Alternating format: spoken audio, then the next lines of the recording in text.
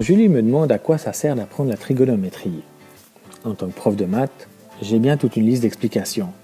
Mais au fond, je laisse ces questions aux philosophes. C'est pas comme ça que je vais la convaincre. Pour l'impliquer, j'ai préféré confier une part de ma mission de prof à toute la classe.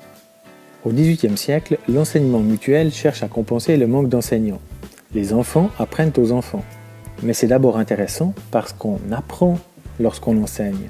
Vous êtes bien placé pour le savoir. Parce que votre but, c'est de restituer clairement la matière, vous vous impliquez, et à force de répéter de différentes manières, vous en avez une connaissance approfondie. Pour Julie, c'est pareil. Lorsqu'elle explique la simplification de fractions à Paul, elle met des mots sur les concepts. Mais comme elle est à peine plus avancée que lui, son raisonnement sera plus explicite. Mais comment faire pour que Paul sache que Julie est compétente lorsqu'il aura besoin de son aide? Pour gérer les échanges, je me suis inspiré des arbres de connaissances de Michel Authier et Pierre Lévy, qui cherchaient à valoriser les savoirs d'une communauté.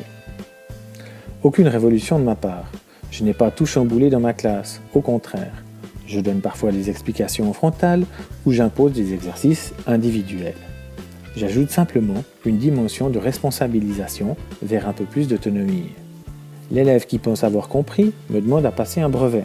C'est une courte épreuve d'une quinzaine de minutes. Si j'estime qu'il maîtrise la compétence, je valide et il devient expert. Et c'est là que ça devient intéressant. Il est identifié et valorisé. Il est responsable d'aider ses camarades, mais il est surtout encouragé à construire à son tour un brevet. Avec cette logique, je n'ai plus à chercher de stratagèmes pour impliquer les élèves. Ils me sollicitent comme ressource, ils ne travaillent plus pour la note, mais s'entraident pour un objectif commun, de remplir l'arbre des connaissances. Ces principes ne sont pas nouveaux. Et vous sont peut-être familiers, la validation mutuelle des compétences s'inscrit dans une vision humaniste de l'enseignement, se donner les moyens de former des élèves épanouis, armés de compétences solides. Après 10 ans d'expérience et d'amélioration, la HEP finance le développement d'une solution numérique qui permet de nouveaux usages, comme l'utilisation de vidéos et un lien avec la maison.